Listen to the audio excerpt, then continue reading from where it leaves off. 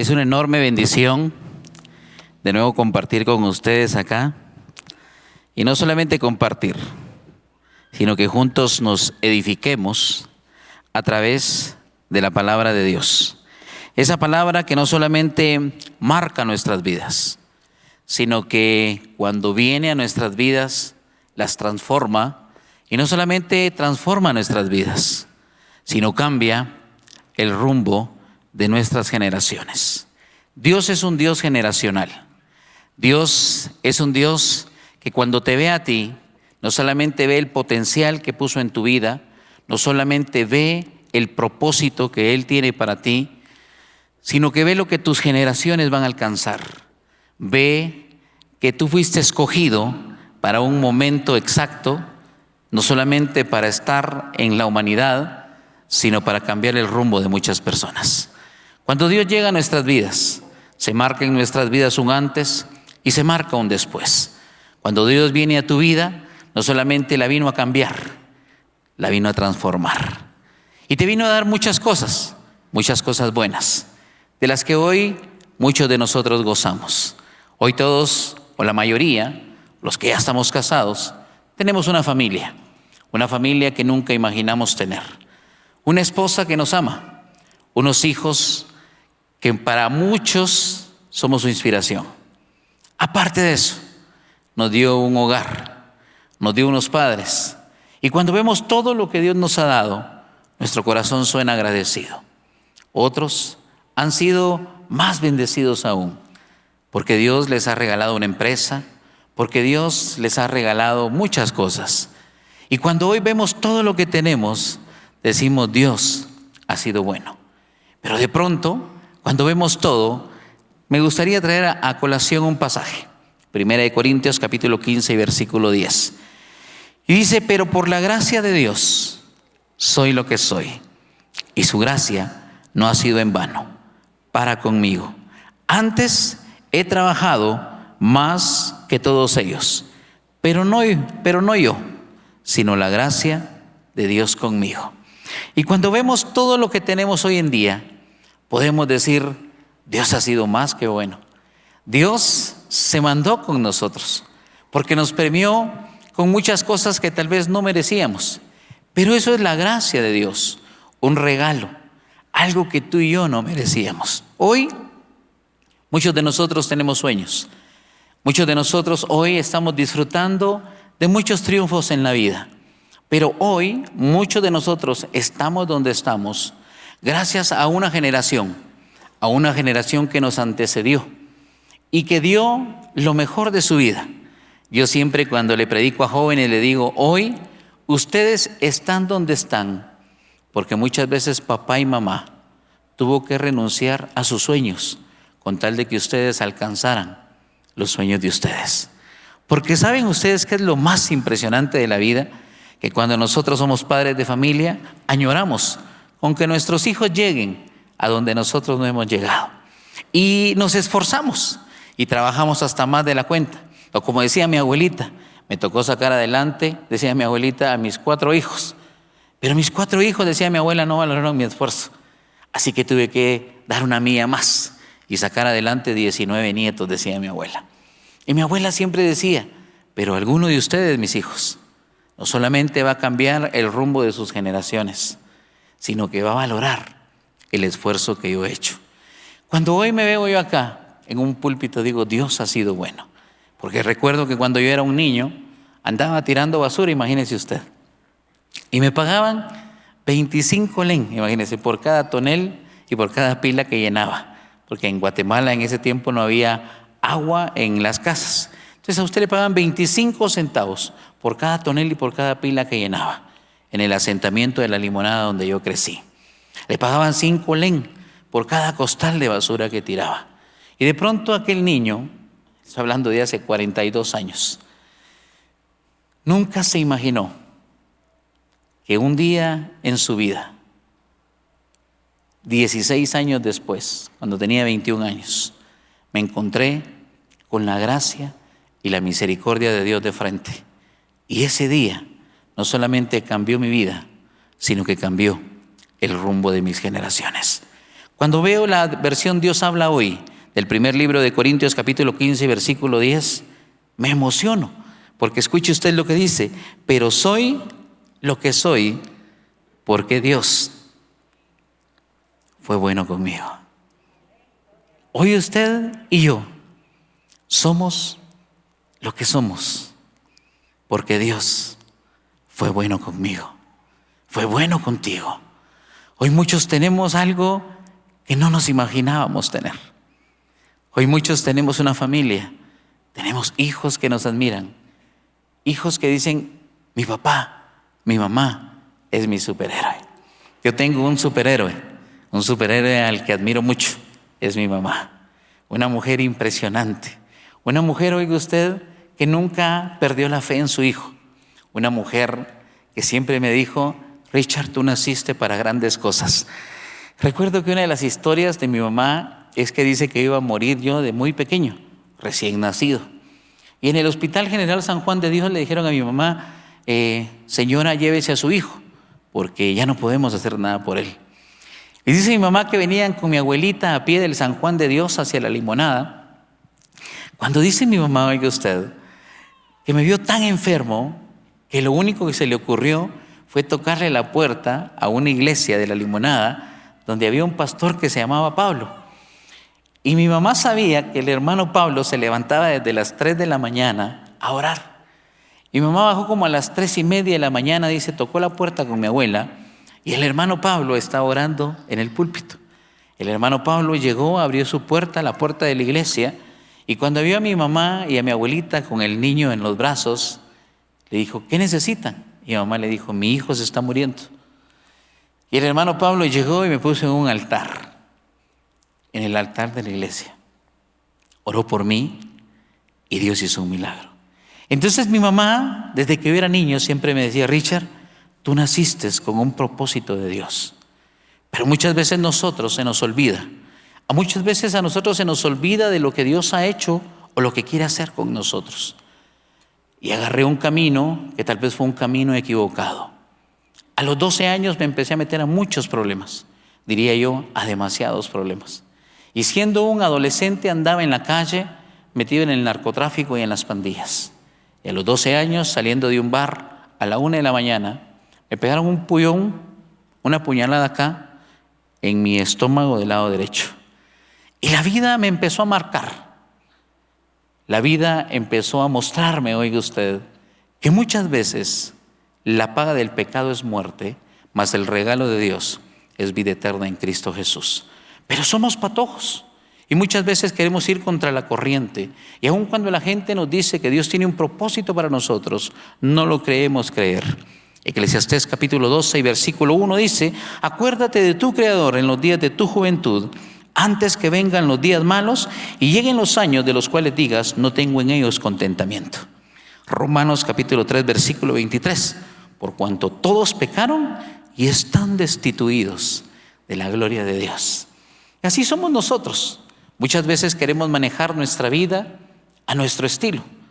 Como decía mi abuela, quieren manejar su vida a su sabor y antojo. Y muchas veces no queremos seguir los lineamientos de Dios. Muchas veces la gente nos dice que Dios tiene un propósito para nosotros, pero nosotros no lo queremos creer. Yo recuerdo que muchos pastores se me acercaban cuando yo tenía 15 años y me decían, Richard, tú no naciste para estar en las calles.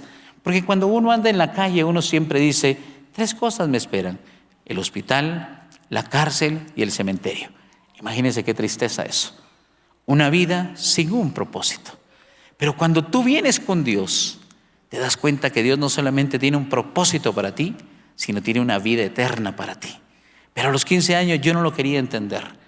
Y en una pelea de pandillas me dejó un machete ensartado en la cabeza y me pegan una puñalada acá, en la pierna derecha. Cada vez que yo entraba a un hospital, llegaba mi mamá. Mi mamá es una mujer que mide como unos 70, imagínese usted. Pesa 240 libras, pesaba mi mamá. Mi mamá era así como un oso, aquellos osos cariñosos, ¿no usted? Y mi mamá cada vez que llegaba, yo recuerdo que me abrazaba a mi mamá y mi mamá me decía, mijo, usted no nació para estar en un hospital. Mijo, usted no nació para estar en las calles. Mijo, decía mi mamá, yo sé que algún día usted va a cambiar. Y algún día, mi hijo, usted va a encontrar su verdadero lugar en Dios. Y yo le decía, no, mamá, yo nací para morir en las calles. Y mi mamá me decía, no, Richard, porque la fe y la esperanza es lo último que se pierde. 17 años, mi vida era un completo desastre. Era de aquellos jóvenes de verdad que en lugar de traer bendición a su casa, honrar a sus papás, los deshonraba. Salmo capítulo 30, versículo 5 dice, porque un momento será su ira, pero su favor dura toda la vida. Y aún en medio de mis rebeldías, a los 17 años, en una balacera, me pegan un balazo calibre 380, acá, en el brazo derecho, casi cerca del pecho. Decía el doctor, si te hubieran hecho la bala un poquito más para acá, te pegan en el pecho y morís. Pero yo no quería entender eso. Los pastores, las iglesias, oraban por mí y me decían, Richard, Dios tiene un propósito para ti. Dios quiere hacer algo extraordinario en tu vida. Y ¿sabes? Muchas veces nosotros no lo queremos entender. Y te voy a decir algo que me decía un pastor amigo mío. Cuando Dios tiene un propósito para la vida de una persona, el propósito de Dios se va a cumplir. Porque Dios va a menear cielo y tierra para que ese propósito se cumpla. Y tú vas a cumplir el propósito de Dios con anestesia o sin anestesia. Así decía él. Tú vas a escoger, pero de que el propósito de Dios se cumple en tu vida, se cumple en tu vida. Romanos capítulo 6, versículo 23 dice, porque la paga del pecado es muerte, mas el regalo de Dios es vida eterna en Cristo Jesús. Efesios capítulo 2, versículo 4 y versículo 5 dice, pero Dios, que es rico en misericordia, por su gran amor con que nos amó, aun estando nosotros muertos en pecados, nos dio vida juntamente con Cristo. ¿Qué dice? Por gracia sois salvos. Y algunos de los que están acá dirán, pastor, pero yo he crecido en un hogar cristiano. Siéntase privilegiado y siéntase dichoso. Pregúntele usted a un niño, a un joven que ha crecido en un hogar que no es cristiano. Qué bonito es ahora cuando tenemos un hogar cristiano y nos preparamos desde el día sábado para venir a la iglesia, para disfrutar un tiempo con Dios. Cuando muchas veces a la vecindad de nuestra casa hay una familia que no es cristiana. Y esta familia, en lugar de mantener la coinonía que tenemos nosotros como familia cristiana, el día sábado están emborrachándose, están drogándose. Una vez alguien me preguntaba y me decía, pastor, ¿usted sabe cuál es la diferencia entre un hogar cristiano y uno que no es cristiano? Sí, le dije. Y recuerdo yo que cuando mis papás no eran cristianos de niños, no solamente tomaban, sino que mi papá se endrogaba y llegaba bien endrogado a casa o bien tomado a pegarle a mi mamá. Ahí estaba Richard jalándole el pantalón a su papá y diciéndole, por favor no le pegues a mi mamá. Lo curioso de la vida y lo que a mí siempre me sorprendía es que el día domingo papá llegaba y le decía a mi mamá, perdóname, yo no entiendo cómo fue que tomé y cómo me endrogué tanto. Y lo más curioso de la vida, o lo más irónico de la vida, es que mi mamá le decía, te perdono, pero no lo vuelvas a hacer. Pero para mí el llegar el día sábado era una agonía, porque yo sabía que el día sábado era un día donde mi papá llegaba bien tomado o llegaba bien endrogado. Lo triste de la vida es que hoy en día así hay muchos hogares que viven así y que necesitan encontrarse con Dios y darse una oportunidad, porque el diablo los está destruyendo. Efesios capítulo 2, versículo 4, versículo 5, de la versión Dios habla hoy, dice, pero Dios es tan misericordioso y nos amó con un amor tan grande que nos dio vida juntamente con Cristo cuando todavía estábamos muertos a causa de nuestros pecados. Por la bondad de Dios han recibido ustedes la salvación. Y muchos no entendemos lo que es la salvación. Muchos no entendemos del sacrificio que Cristo hizo en la cruz del Calvario para que tú, junto con tu familia, tuvieran una segunda oportunidad. 19 años, mi vida era un completo desastre. Nadie tenía fe en mí. Había visitado ya 5 veces la cárcel, imagínese usted. Y cada vez que yo caía preso, ahí estaba mi mamá. Tal vez usted va a decir una mamá muy alcahueta, pero era una mamá que no se daba por vencida. Una mamá que estaba clamando de rodillas por su hijo delante de Dios. Y cada vez que yo llegaba a una cárcel, mi mamá me decía, este no es tu lugar. Y algún día, Richard, decía mamá, vas a encontrar tu verdadero lugar. Y yo le decía, mami, ¿por qué me tiene tanta fe cuando nadie me tiene fe? Aun cuando ni yo mismo me tengo fe. Y mi mamá me decía, mi hijo, la fe y la esperanza es lo último que se pierde. Así que 19 años, 5 visitas ya a la cárcel y me pegan 2 balazos que yo llamo la última llamada de Dios en mi vida. 2 balazos calibre 45 que me los pegan en el pecho. Y como decía un amigo por ahí, te dejaron la panza como que fuera tabla chupetero, decía mi amigo. Y ahí, ese día, casi muero.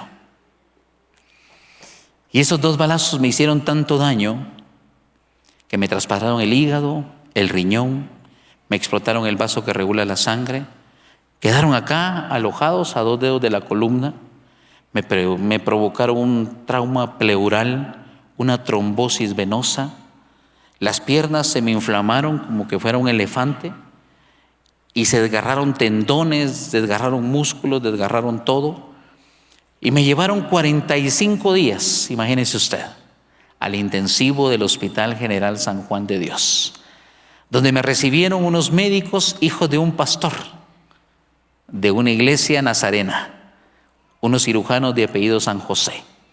Y estos doctores dijeron, si Dios tiene un propósito para la vida de él, Dios lo va a salvar. Para la operación que me hicieron se necesitaron 56 donadores de sangre. ¿Sabe usted lo que hizo mi mamá? En una sola noche consiguió 59 donadores de sangre. Yo le digo, mamá, ¿y cómo lo hiciste? Y mi mamá dice, mi hijo, una mamá es capaz de hacer cualquier cosa por salvar la vida de un hijo. Porque hijo, dice mi mamá, la fe y la esperanza es lo último que se pierde. Y ahí pasé 45 días en estado de coma, muriendo, imagínese usted. Me dieron 3 paros cardíacos. Y de pronto una hermana de Ministerios El Shaddai, Tita Evers Haman, llega al Hospital General San Juan de Dios. Y ahí una enfermera le dice, oiga, ¿usted solo ora por niños o también ora por adultos? No, dice la hermana, yo oro parejo. Usted póngame al enfermo que Dios va a orar. Así que me llevan a la hermana Tita al intensivo. Y cuando ella llega al intensivo, oiga usted, Dios le dice, vas a orar 7 días y vas a ayunar 7 días. Y al 7º día, él va a salir del estado de coma. Dice la hermana Tita, parecía una locura, dice la hermana Tita, porque estabas muriendo. Pero Dios es experto en locuras, dice ella. Es una hermana, mire usted, que usted la mira, es así alta, colochita, vivía en zona 15, imagínese usted. Y de pronto dice, oré y ayuné 7 días, Richard, dice ella. Y al 7º día salí del estado de coma. Lo primero que dice la hermana Tita es, ¿quieres recibir a Jesucristo como tu Señor y Salvador? Y yo le digo, no. ¿Por qué? Porque somos RBD muchos de nosotros. Porque nos están diciendo, Dios tiene un propósito para tu vida y nosotros queremos estar siempre lejos de ese propósito. Así que recuerdo que me subieron a intermedios, al área de medicina, y ahí estuve 3 meses recuperándome. Un día antes de salir, recuerdo que uno de los gemelos llegó conmigo y me regaló un libro, el libro de la vida. Y ese libro de la vida, recuerdo yo que él me lo regaló y me dice, en este libro vas a encontrar el nombre del hombre que hizo el milagro en tu vida. Te subrayé el nombre de ese hombre, dijo él. Y el día que tú lo conozcas a él, el día que tú lo recibas como tu Señor y Salvador, la obra que él empezó, la va a terminar en ti. Lamentablemente, me dijo él, tienes 19 años y vas a ser un parapléjico más. Porque las balas hicieron tanto daño que nunca jamás, médicamente, vas a volver a caminar. Si usted tiene algún amigo en silla de ruedas Él tiene que tener las piernas así como yo las tengo, extremadamente delgadas porque están muertas. Así que de pronto Richard Hernández sale del hospital. Salgo con una bolsa que me ayudaba a orinar, con un pañal para mis necesidades, y no aguantaba en ese momento ni la silla de ruedas. Y me voy para La Limonada, al segundo nivel de mi casa. Y ahí pasan 2 años. Y en esos 2 años empiezo a morir. Me entró una depresión y de pronto aquel patojo que se sentía el rey de la colonia, se le empezó a caer el pelo de tanto estar acostado. Mi cuerpo se empezó a llenar de úlceras. Todo mundo me dejó. La única mujer que no me dejó fue mi mamá. Y mi mamá siempre decía: te vas a levantar, Richard, porque Dios tiene un propósito para ti. Te vas a levantar, papaito, porque la fe y la esperanza es lo último que se pierde. Romanos capítulo 9, versículo 15 dice: pues a Moisés dice: tendré misericordia del que yo tenga misericordia, y me compadeceré del que yo me compadezca. Así que no depende del que quiere ni del que corre, sino del que Dios tiene misericordia. Y te quiero leer la versión Dios habla hoy, de Romanos 9:15. Dice: porque Dios dijo a Moisés: tendré misericordia de quien yo quiera, y tendré compasión también de quien yo quiera. Así pues, no depende del hombre quiera o se esfuerce, sino de que Dios tenga compasión. Y ahí, 2 años después de haber salido del hospital, en una cama como un parapléjico más, le dije a Dios: ¿puedes tener misericordia de mi vida? ¿Puedes hacer algo con mi vida? Y recuerdo que era una madrugada y hubo un silencio total en la casa. Y escuché a mi mamá orar y decirle a Dios que me diera una oportunidad. Y esa noche le dije a Dios que me perdonara. Hace 26 años le dije: perdóname. Perdóname por haber ofendido tu nombre. Perdóname por no haber honrado a papá y a mamá. Pero si tú me haces caminar, le dije a Dios, yo te prometo que te voy a servir. Y recuerdo que esa noche, hace 26 años, en esa champa de La Limonada, entró una luz dorada y celeste. Es la única vez que apareció en mi vida. Y me dijo: te perdono, Richard. Levántate y camina. Y esa noche me puse de pie. Esa madrugada me paré y le dije: mamá, estoy de pie. Y mamá subió corriendo a las gradas. Y recuerdo que me abrazó y me dijo: ya veo, mijo, la fe y la esperanza, papá, es lo último que se pierde. Porque a Moisés dice: tendré misericordia de quien yo quiera tener misericordia. Ese domingo me fui a la iglesia El Shaddai y hace 26 años recibí a Jesucristo como mi Señor y Salvador. Y mi vida cambió. Recuerdo que llegué con el doctor Harold Caballeros y le dije: yo quisiera ser un predicador. Y él me dio una beca para entrar a un instituto bíblico de 7 de la mañana a 10 de la noche. Súper emocionado con todo lo que Dios estaba haciendo. Hoy quiero leerte un pasaje de la Biblia que me gusta mucho. Primera de Juan capítulo 3 versículo 8 dice: el que practica el pecado es del diablo, porque el diablo peca desde el principio. Para esto apareció el Hijo de Dios, para deshacer las obras del diablo. Y hace 25 años recibí de ministro ordenado. Y empecé a ver la vida como Dios la miraba. Empecé a ver diferente. Empecé a ver que podía ser útil para Dios. Y hace 24 años, cuando me entregaron mi título o mi diploma de ministro ordenado, yo le dije al doctor Harold: ¿me regala 2 minutos, por favor, cuando me entregue el título?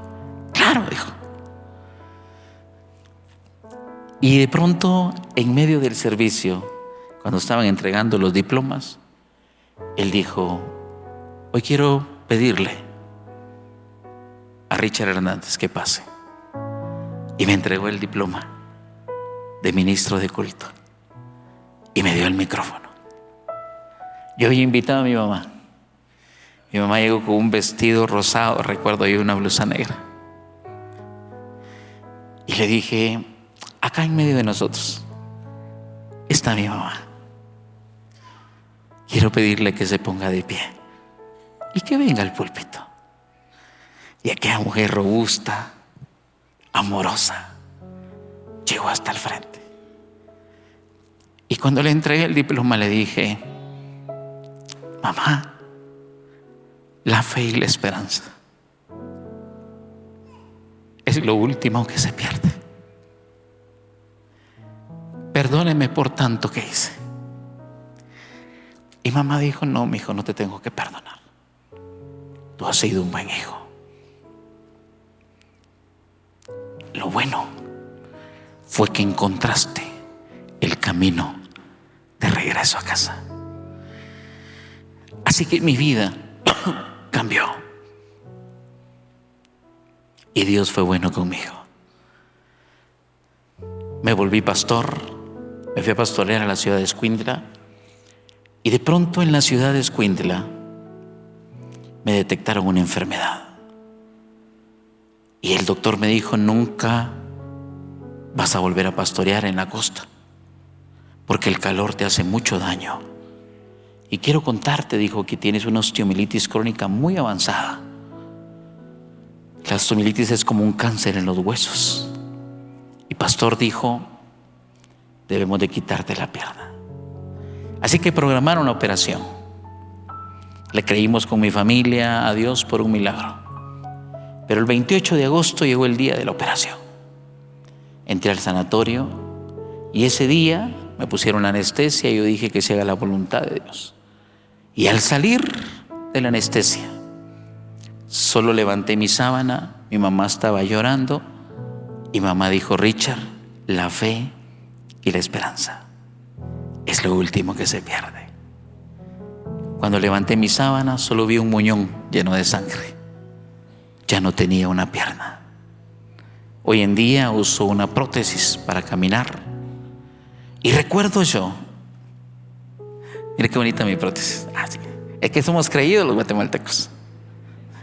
Mire, no soy ministro de alabanza, pero tiene un león de Judá, ¿verdad? Porque antes muerto que sencillo, usted sabe, ¿sí?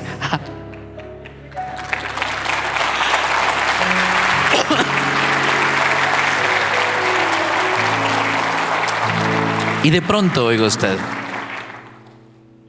hace 20 años perdí la pierna. Entendí un pasaje de la Biblia que dice: Jehová dio, Jehová quitó. Sea el nombre de Jehová bendito. Así que cuando llegué, mis hijas me dijeron: papá, Dios no nos quiere. Porque si Dios nos quisiera, papá, no te hubieran quitado la pierna. Yo le dije: bien, mis hijas, Dios nos ama. Y ustedes tienen que amar a Dios, no por lo que Dios les dé, sino por lo que Dios hizo en la cruz del Calvario. Hace 18 años entré de nuevo al sanatorio. La osteomielitis se pasó para la otra pierna y tuvieron que quitarme medio pie. Hoy en día solo me apoyo sobre 3 dedos, como usted puede ver, y sangran constantemente esos dedos. Así que he aprendido a amar a Dios y a servirle a Dios sin ponerle excusas. Porque ¿cómo he de pagarle mal a un Dios que me ha hecho tanto bien? Como dice primer libro de Corintios, capítulo 15, versículo 10, versión Dios habla hoy: pero soy lo que soy porque Dios ha sido bueno conmigo, porque Dios ha sido extraordinario.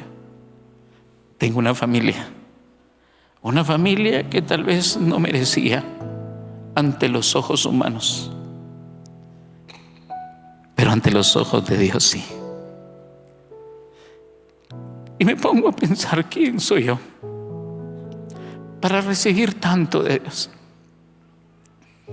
Y la única respuesta que encuentro en la vida es: un día un hombre que no tenía futuro, un hombre que no sabía ni siquiera para dónde agarrar, se topó de frente con la gracia y la misericordia de Dios. Y cuando esa gracia y esa misericordia impactó mi vida nunca jamás volvió a ser la misma. No solamente cambió mi vida, cambió el rumbo de mis generaciones. Un día le dije a Dios: yo quiero que mis papás se vuelvan cristianos, porque yo y mi casa serviremos a Jehová. Y de pronto mi papá dejó el narcotráfico, mi mamá se volvió cristiana, y empezamos a salir con mi papá a predicar. Imagínese usted. Y era emocionante andar con mi papá. Y mi papá siempre decía: mi hijo, tú me ibas a ver a prisión, decía mi papá. Y mira hoy donde Dios nos tiene. Crecí con un papá que siempre estaba en pavón. Y un día nos invitaron a predicar para un Día del Padre a la iglesia Shalem en Tiquizate. Ahí con mi papá. Esa es una de las prédicas que nunca olvido. Y me acordé del libro de Isaías, capítulo 55, versículos 6 al 8, que dice: buscad a Jehová mientras pueda ser hallado, llamadle en tanto que está cercano. Deje el impío su camino y el hombre inicuo sus pensamientos, y vuélvase a Jehová, el cual tendrá de él misericordia, y al Dios nuestro, el cual será amplio en perdonar. Porque mis pensamientos no son vuestros pensamientos, ni vuestros caminos mis caminos, dijo Jehová. Como son más altos los cielos que la tierra, así son mis caminos más altos que vuestros caminos, y mis pensamientos más que vuestros pensamientos. Pero hace 3 años Dios tenía un propósito. Vine a predicar acá, a Shela exactamente. Mi esposa me dijo: no vayas a comer porque tu papá te preparó una cena. Salí a las 12 de la noche de acá de una media vigilia y agarré rumbo a casa un 12 de septiembre hace 3 años. Y llegué con papá como a las 3 de la mañana. Y esa noche madrugada nos comimos unos frijolitos volteados con arroz, unas tortillitas, y empezamos a platicar de todo lo que Dios había hecho con nosotros. Me dijo: mira, perdóname por no ser un buen papá. Yo le dije: no, papá, yo no tengo nada que perdonarle. Usted es el papá que Dios regaló a mi vida. Nos dieron las 10 de la mañana platicando, hasta que mi mamá le dijo: Germán, deja ir a dormir al patojo porque tiene que ir a predicar a Escuintla. 2 frases célebres de mi papá. Cada vez que yo salía de casa decía: hijo amado, que Jehová te bendiga y te guarde y te regrese con paz a casa. Y cuando yo regresaba a casa decía: bienvenido, hijo amado. Así que antes de salir para Escuintla, 3 menos cuarto de la tarde, me dijo: vamos a ir a ver a tus hermanos a la zona 5, pero nos miramos el día de mañana, domingo, acá en casa de nuevo. Vaya, papá, le dije. Agarré el carro y me fui rumbo a Escuintla. El tráfico estaba pesadísimo. Y 2 horas después recibí una llamada de mi mamá. Papito, ¿por dónde va? Final de Aguilar Batres, mamá. Hijo, necesito que se regrese urgentemente, dijo. ¿Por qué, mamá? Porque a su papá le acaban de pegar 2 tiros en el pecho y está grave en el San Juan de Dios. Ese día papá murió y yo sentí que una parte de mi vida se había ido. Cuando salí le dije a mi mamá, ya está con Dios. Mi mamá es diabética y sufrió un coma diabético. El azúcar le bajó hasta 29, imagínese usted. Y la metimos de emergencia a la emergencia del San Juan de Dios. Y cuando mi mamá despertó, me dijo, ya estoy tranquila. Yo le dije, ¿qué pasó? Y me dijo, mi hijo, solo sentí que me desmayé. Y de pronto dijo, mamá, usted me llevó hasta donde estaba su papá. Y su papá estaba con una persona, mi hijo, con un manto blanco y ni se miraba. Y su papá me dijo, Mary, estoy bien. Regresa a cuidar a los patojos. Pero de hace 3 años para acá, mamá se empezó a deteriorar mucho. Y la diabetes empezó a avanzarle más de la cuenta. Hace 4 meses, el superhéroe más grande que tengo, que es mi mamá, empezó a necesitar de hemodiálisis. Y de pronto aquel oso grandote empezó a adelgazar. Y el proceso de las hemodiálisis ha sido muy doloroso para ella. Y cada vez que sale de una el día de antier fue su hemodiálisis antes de que me viniera para acá. Y cada vez que sale me toca a mí decirle ahora, madre, la fe y la esperanza es lo último que se pierde. Así que tú eres hijo. Y si tienes a papá y a mamá con vida, hónralos, cuídalos, dales el lugar que ellos se merecen, para que el día que Dios decida llevárselos, en tu vida haya paz. Yo soy lo que soy. Tú eres lo que eres, porque Dios ha sido muy bueno con nosotros. Hoy en día te puedo decir que como pastor, Dios me ha bendecido mucho. Me logré graduar de la universidad.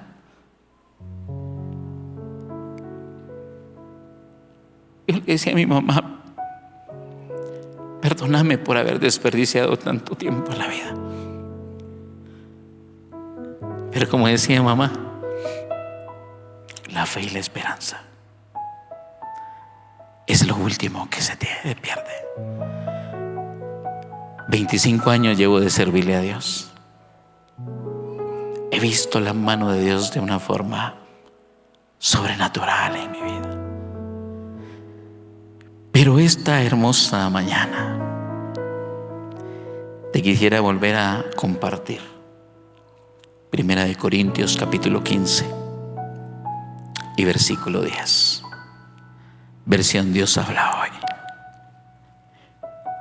Pero soy lo que soy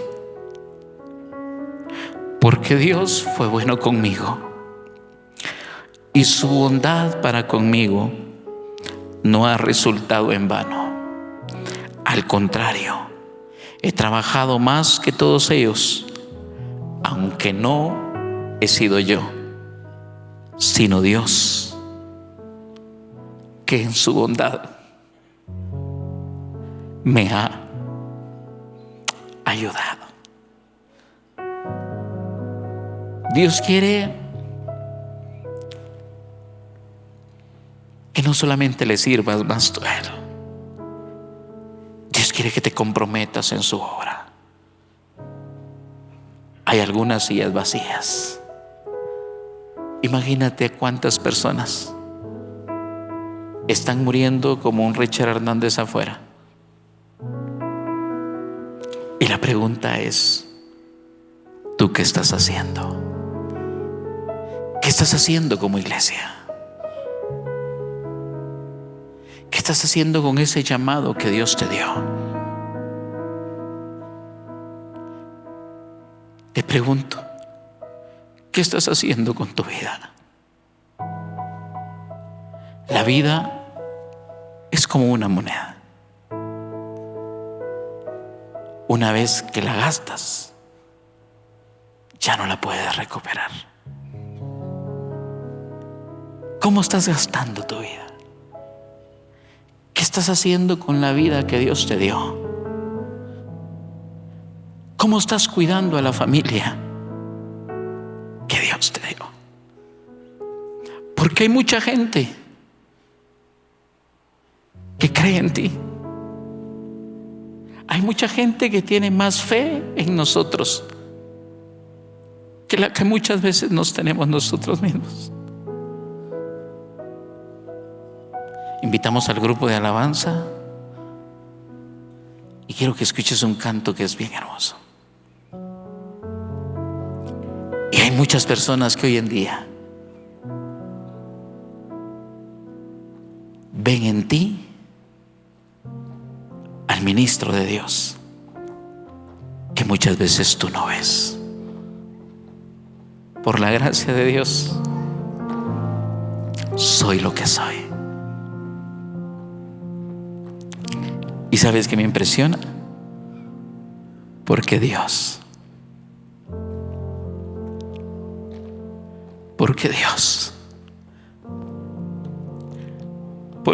ha sido muy bueno conmigo. Y aquel niño que era un basurero hace 42 años, hoy le sirve a Él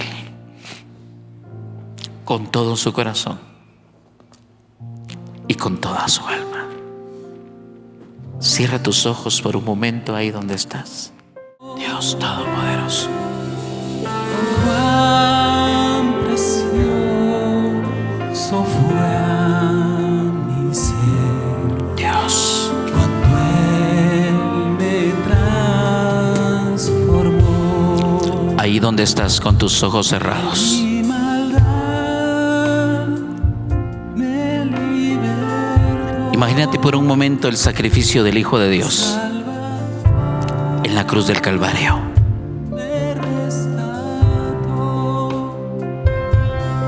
Dice la palabra de Dios que fue inmolado. Dice la palabra de Dios que como oveja fue llevado al matadero.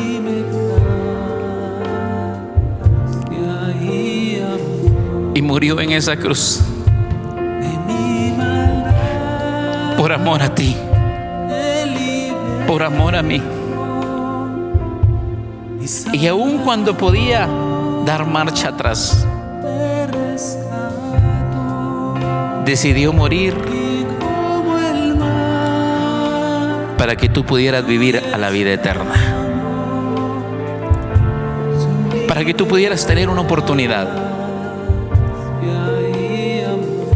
para que tú pudieras cambiar no solamente tu vida, sino el rumbo de tus generaciones. Ahí con tus ojos cerrados, yo quisiera preguntar con mucho respeto: ¿habrá alguien en medio de nosotros que quisiera recibir esta mañana a Jesucristo como su Señor y Salvador? Si en medio de nosotros hay alguien que esta mañana diga: yo necesito a Dios en mi corazón, yo quisiera pedirte por favor que levantes tu mano ahí donde estás. Si tú dices: yo necesito recibir a Jesucristo como mi Señor y Salvador esta mañana, levanta tu mano por favor ahí donde estás. El segundo llamado que esta mañana quisiera hacer es si en medio de nosotros hay alguien que diga: hermano, yo una vez recibí a Jesucristo como mi Señor y Salvador,